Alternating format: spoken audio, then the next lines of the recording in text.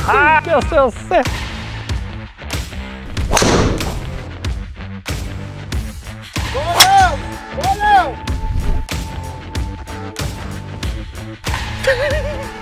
Jag kan inte.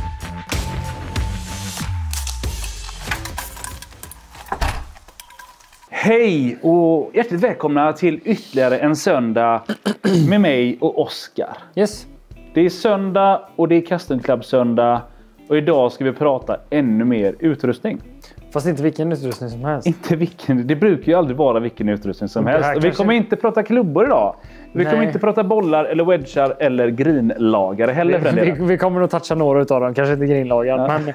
Men nej, vi kommer prata om våran utrustning. Ja, eller min utrustning. Ja, det jag vi kommer prata om egentligen boll- och klubbmätningsverktyg. Exakt. Kommer vi göra. Ja. Så här är det. När Oskar började hos oss för 1,5 år ungefär. 1,5 år sedan ungefär. Så kom du och sa att fan, vi borde köra med quad. Vi borde köra foresight, vi borde köra quad. Det är så mycket bättre inomhus. Yep. Nu hade vi 2 trackmans redan då. Så vi sa att okej, men vi fortsätter med trackmans. Det är fortfarande på lite verktyg och allting. Men du har fortsatt tjata. Ja, och det är lite komiskt faktiskt eftersom när jag hade quaden och jobbade utomhus så sa jag tvärtom. Ja. Då hade jag med mig båda. Ja. Så att grejen är, det jag märker mer eller mindre, det är att bollflykten skiftar lite. Och för min del som fitter är ju detta extremt viktigt för att absolut, om vi tänker oss att det här är ett säljtillfälle och jag ska få dig övertygad om att gå härifrån med en ny driver. Det kan vi göra med vilket material som helst. Men så vill inte jag göra fittings. Har aldrig velat göra. Jag vill göra en fitting för att du som kund ska gå härifrån med den bästa möjliga klubban som du skulle kunna gå härifrån med. Och för att göra det helt fläckfritt och vara helt säker så vill jag ha en quad inom. Ja, men för att göra en lång historia kort. Vi har under hösten 2024 nu testat vid flertalet tillfällen. Vi har utvärderat, vi har jämfört både quad mot trackman. Vi har testat andra varianter också. Vi testade Garmins R50 lite grann. Nu kanske inte det var huvudsyftet att vi skulle ta in och köra fittings på det. Nej. Men vi har utforskat och se, finns det någonting som kan göra oss ännu bättre eller göra dina förutsättningar ännu bättre att hitta rätt klubba till rätt person. Exakt, effektivisera mitt jobb lite grann. Och där har vi ju landat i att ja, absolut så ska vi jobba med quad och foresight när det kommer till fitting inomhus. Ja, och är det någonting som jag dyker in i problem, det är att vi har så pass långa fittings, 2 timmar ish bockar vi alltid av. Sen kanske en fitting tar 45 minuter till 1,5 timme. Så här, det beror lite på. Men det jag brottas med det är att få spelaren till att orka slå. Så att, orka eller orka? Orka. När ju fler slag jag måste ta bort för att jag inte är säker på om läsningen stämmer. Desto fler slag behöver spelaren slå, desto större chans att spelaren blir trött. Så är det. Men jag tänker så här. Kan inte du förklara skillnaderna mellan en quad och en trackman? Båda ger oss data på klubba och på boll. Ja, båda ger oss bra data, ska vi också tillägga. Absolut. Vi väger inte vilket som vi pratar maskiner för ett par 100 000. Ja. Så att det är inga liksom... En mindre bil. Ja, eller ibland kan det vara en stor bil också. Nej, men om vi börjar med trackman. Trackman mäter först och främst med radar. Ja, den mäter med radar. Trackman då som står här i vårt fall, det är ju från början det är krigsutrustning från början från Danmark. Så den användes för att tracka missiler. Men då kom den här dansken på att nej, jag vill inte hålla på med krig och sånt där. Vi gör det till en golfradar. Så den är till för att tracka bollen i luften och det är därför vi ser många använda den just utomhus. För där ser vi hela bollbanan, vi kan plocka upp vad som faktiskt händer i luften och då räknar vi ut med klubban och bollen vad som bör ha hänt. När vi står inomhus så tar vi egentligen bara klubban. Och den ser klubban och räknar ut vad som bör ha hänt med bollen. Ja, den trackar ju bollen egentligen den lilla korta biten fram till duken. Ja. Därefter så kalkylerar den och tänker att det här har hänt på den här korta biten. Då borde detta ha hänt under hela flykten. Även om det är 50 meter eller 300 meter. Ja. Och den jobbar med dubbelradar. Exakt. Så att det är en radar som jobbar med bollen och en som jobbar med klubban. Exakt. Och sen har vi ju då, vi är ju nästan beroende av att ha RCT-bollar till den här maskinen. Och vad är en RCT-boll då? RCT-boll är en Titleist gör de med bollarna med magnet hölje inuti. Egentligen för att den radarn ska plocka bollen mycket enklare. Och där ser vi en stor skillnad i om siffrorna stämmer eller inte. Kan se det tydligt om ni spelar inomhus någon gång och kollar på spin rate och siffrorna står i QC. Så har Trackman en chans på vilken spin det har varit. Står den rakt upp så är det korrekt. Så där är det väsentligt att använda den här bollen. Och för att vi ska ta nästa steg och inkludera bollfitting lite mer. Så eftersom vi är så pass breda på marken och vill vara väldigt transparenta när det kommer till marken, så känns det väldigt dumt att bara gå på tightness-boll. Alltid. Så nu kan tightness jättebra bollar, men det finns andra som gör väldigt bra bollar också. Exakt. Och kommer du hit och gör en fitting hos oss så tänker jag spelar bara på caliberbollar. Jag vill bara utgå från det. Ja. Bra. Då har vi alla förutsättningar att faktiskt spela på exakt den bollen som du vill spela på. Spelar du Chrome Tour X eller du spelar Supersoft eller en TP5, då är det den bollen som vi utgår när vi gör fitting på. Ja, och för att få mest korrekta värden och så vidare. Exakt, och snarare så att folk kommer in och kanske inte spelar den här topp-premiumbollen. Vi kanske spelar en Supersoft eller Tour Speed eller vad som helst. Då kan vi använda den här. Så det är lite kort och gott om hur Trackman fungerar. Nu ska vi testa om vi går in på kod då. Ja, Den har ingen radar. Nej. Den kan inte tracka missiler. Nej. Vad gör den? Det är 4 höghastighetskameror som fotar bollen härifrån till härifrån ungefär. Och där då räknar den ut dimpelmönstret. Vad som har hänt med bollen, och räknar även ut hur klubban beter sig genom att fota och upptäcka de här prickarna som sitter på facet. Så vi behöver ju dotta alla våra klubbor och kundens klubbor för att se så att allting stämmer. Helt enkelt. Och här kan vi få en tydlig bollträff. Vi är inte beroende av ljus på samma sätt. Här i Trackmanen är vi beroende av att vi har rätt placering på mattan för att få exakt ljus och sådär. Här blir det ganska tydligt var vi sätter den. Du pratade höghastighetskameror, 4 stycken. Hur många bilder per sekund får vi ut? Det där kan du bättre än vad jag kan. 40 000. 40 000 Varje bilder. kamera tar 10 000 bilder per sekund. Så vi har 40 000 bilder per sekund som analyseras och beräknas, och därefter får vi vår data. Ska jag ha med den nästa gång jag ska kolla på Tiger live? Ja. Och jag hoppas att det stämmer, för det är den informationen som jag kommer ihåg det bak i huvudet. Så jag hoppas att det är den som stämmer. Men det låter skitsamma. rimligt. Vi får... Den tar en 7 helvetes massa bilder. Precis, och de här mäter ju lite annorlunda som vi har sagt. I och med att den här mäter här framme och den mäter mer i tån än vad den mäter i hälen till exempel. Trackman mäter mer i centrum av klubban. Och jag tänker vi kommer till det när vi börjar kolla på lite skillnader däremellan. Så vad vi har gjort här nu, det är att vi har satt upp Trackman och Quad samtidigt. Vi kommer kolla på samma vy, samma skärm, samma siffror och jämföra. Är det någonting vi kan se? Ser vi någon skillnad? Vad händer om vi träffar tå? Vad händer om vi träffar häl? Exakt. Och så vidare. Och vi kommer inte sluta jobba med Trackman. Alltså vi kommer ju ha båda. Så är det ju. Så att, ja. Sen kanske det inte alltid varje fitting vi har båda uppställda samtidigt. Utan i vissa lägen tar vi till exempel wedgar när vi jobbar med tightest Wookie fitting up. Okej, då jobbar vi med Trackman till exempel. Fast den finns det i Quad också. Det är bara inte ännu börjat jobba med den. Exakt. Men vi har som sagt, vi försöker skaffa oss alla förutsättningar vi kan. Gör det så bra som möjligt så att ni är så nöjda som ni bara kan bli. Så är det. Men jag tänker som så här. Jag ska slå du börjar med att slå lite slag och så tar vi och kollar på ifall vi ser några väsentliga skillnader mellan slagen. Ja. Så Oskar står just nu med en QI10, va? Jag har egentligen bara satt ihop någonting. Jag la inte så mycket värdering i det. Nej, och det är inte det som är det viktigaste. Utan okej, nu har vi första slaget här. Vi ser att vi har 171 ball speed. Vi har 2200 varv i spin, klubba 115. Om jag gör så här nu. Tjoff! Då har vi exakt samma slag fast i koden, i foresight. Här händer det inte så jättemycket.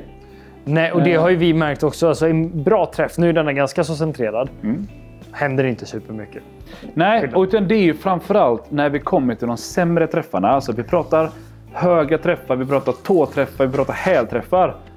Och det är också de träffarna som vi behöver analysera för att göra det bästa utav en fitting. Ja. Jag vill se 2 värden här dock. Nu kommer vi ihåg att det är 117,2 i club speed och angle of attack är plus 2,4. Precis. Gå tillbaka till Trackman. 117 och 2,4. Och där har vi 115 och vi har 1,2. Ja. Och vad beror det på? Jo, vi mäter i tån. Tån roterar, den går snabbare. Så någon som flippar mycket händer kommer ha sjukt hög hastighet där. Och det är därför vi också kommer se lite skillnad i smash. Jag hade en 45 tror jag i koden. Om jag inte minns fel. Jajamän. Och en 48 i Trackman. Så här kommer vi inte prata smash på samma sätt. Utan vi kommer kanske inte nå 1,5. Jag har aldrig sett det i en podd i alla fall. Nej, och det är viktigt att ha med sig det någonstans. Vad som är rätt, vad som är fel. jättesvårt att säga. Det viktigaste är att vi jobbar med samma i så fall mätenhet när vi gör det. Att vi inte bara kollar på jag hade si och sån klubbhastighet när jag slog i Trackman. Ja. För att Trackman mäter oftast lite långsammare klubbhastighet. Du får oftast lite högre vinkel på attack. Men jag tänker om du bara tydligt, lugnt och sansat en gång visar det som du gjorde precis. Okej. Hur mäter Trackman klubbhastighet? Ja, och sen hur mäter attackvinkel? Men det kan vi ta senare.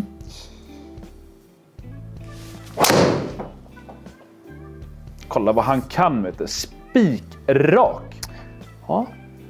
Så här är ändå, vi har angle of attack 1,7 och vi har efficiency 1,42. Exakt. Vilket jag skulle säga är en ganska dålig smash factor om vi kollar vanliga Trackman-värden. Ja. Går vi över till Trackman så ser vi att vi har 1,2 på attacken, vilket är ganska samma. Men vi har 1,47 mot 1,42. Ja, 119 men om vi kollar på det här slaget nu då. Ja. Nu träffar vi lite på tån. Ja, och vad ser vi? Vad händer i Trackman? Trackman räknar att den ser ett öppet blad. Vad bör hända med bollen? Vi kommer starta den höger i början. Fasen, öppet blad, start höger. Den kommer starta höger, fejda. Och det är precis som den har gjort. Ja. Kollar vi på koden.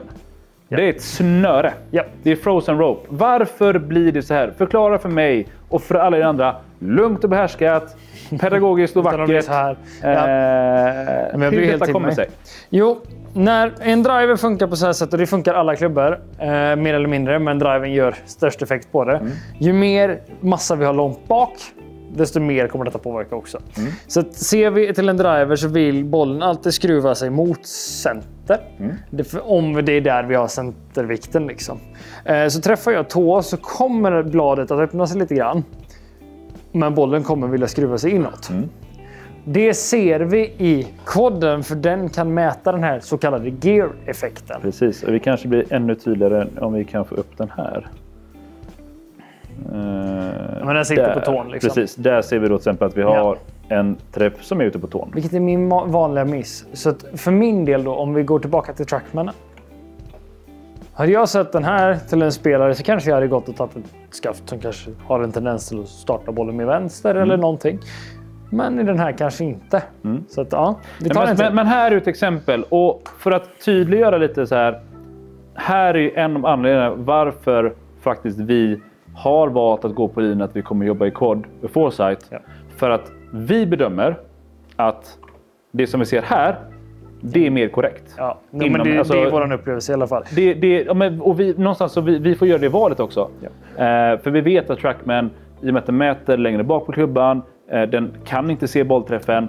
Så att Trackman och Gear Effect är mer av en chansning. Och det här är ju, om man nu tänker sig, fasen, jag gjorde en fitting på Custom Club för en månad sedan. Det här var ju dumt. Jag kanske skulle vänta. Grejen är, när jag har stått i fitting med Trackmanen så ser jag verkligen till att att alla slag som vi räknar på är ganska schyssta. För så fort det här händer så... Och det förklarar jag för nästan alla som är här också, om det här sker. Jag har rätt många som kommer in hit och slår en jätteklack och så går den vänster. Jag har aldrig legat vänster, säger de. Nej. Då får man ju förklara varför Trackmanen gör som den gör. Men vi kör något till och så letar vi lite skillnader, exempel och further on.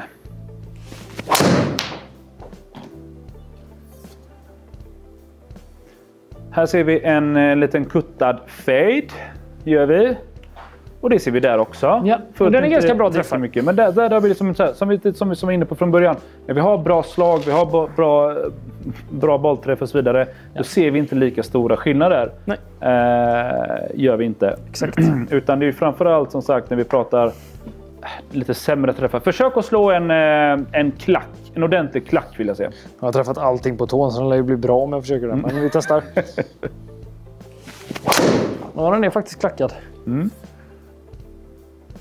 Då ser vi att en ganska tydlig klack ger dig en tydlig vänstermiss. Ja. Nu får vi se vad som händer om vi går över. Jag vet inte. Men den ser vi ganska samma också. Ja, faktiskt. Men den är lite stängt blad också. Ja, precis. Inte alls lika mycket. Vad skiljer det med hastighet där eftersom vi har ett slutet blad? Tänker du klubba? Ja. I quaden så är vi uppe på 120. Ja. Och där är vi uppe på 118. Ja, så det är 2 miles per hour. Men det är ändå ganska tydlig skillnad. Ja. Ta en till. Spinnen är väldigt, väldigt samma. Ja.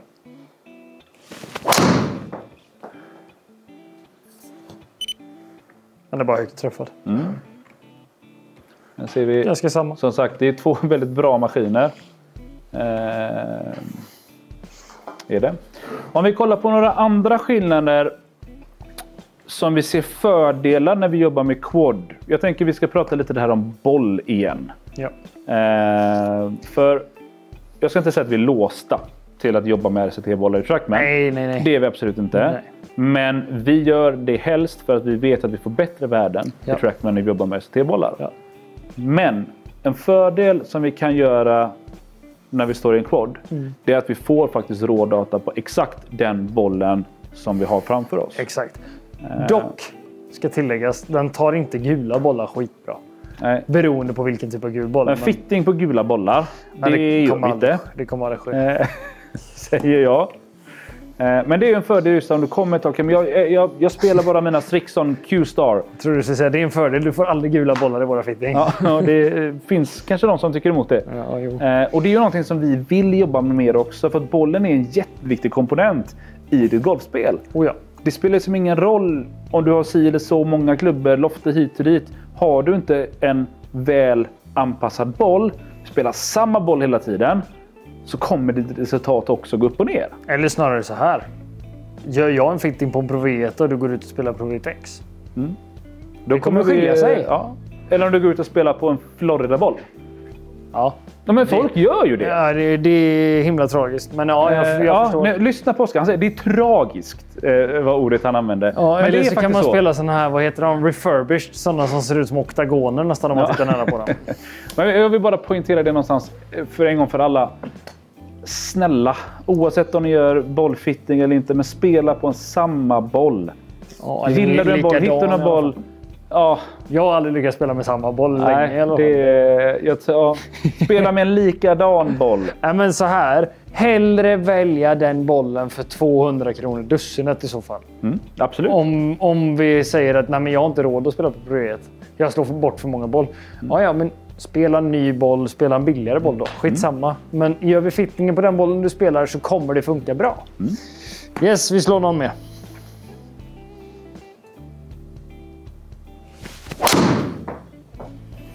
Det slår ju jättefint. Ja. Lite slice. Kolla attackvinkel på den. Där ligger du minus 0,6 i Trackman. Här ligger vi plus. Ja. Och det här är ju för att här i det här fallet så ser vi att min klubba kommer ju efter. Jag releasar inte den här, det är därför vi får slicen. Vilket betyder att min klubba har kommit in här. Om vi tittar då, om den här nu mäter i mitten och den mäter fram. Vilken är den här? Du får förtydliga. Trackmanen mäter i mitten, den mäter fram. Mitt face kan vara på väg uppåt. Medan den här fortfarande är på väg neråt. Och det är därför vi ser skillnad där. Så många som kommer till mig och bara jag kan inte slå drive och min tränare har sagt till mig att jag får absolut inte slå ner på bollen. Och så är man minus 1 typ. Bara, men är du ner på bollen? Ja. Jag tänkte att jag ska slå några slag också. Exakt. När vi testade detta, utvärderade, så såg jag att vissa, alltså jag har en tendens att klacka dem. Och i Trackman så är det ju hejkon bacon till vänster. Du hade 70 meter i sidled när vi testade de här. Ja, och jag tänkte om jag eventuellt kanske kan framkalla en sån miss igen så bör vi få... Nej, men den kommer väl om den kommer. Det kommer vara mycket annat som ser vajsing ut också. Ja. Men i ditt fall då, som alltid har kämpat med att vara mycket upp på bollen. Här är det plus 6,2 som är bättre än vad du brukar vara. Här är vi plus... Vart har vi den nu då? Plus 10. Plus 10 är vi. Och när jag säger till dig du är för mycket upp på bollen. Och vi ser plus 6 så säger du nej, det är jag inte. Men om vi går på de här värdena så ja. Men där är det också så här, där är det mycket ditt jobb i fitting att veta okej, vad ska jag gå på? Vad ska vi gå på?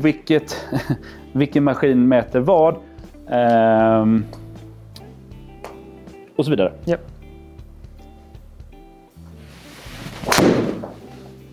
Den är dålig, men den försökte verkligen stå dålig.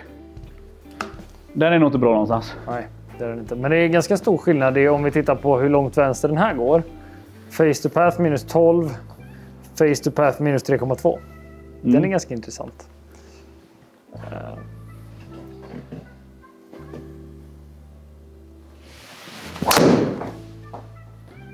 Ut på tån. Lite höger.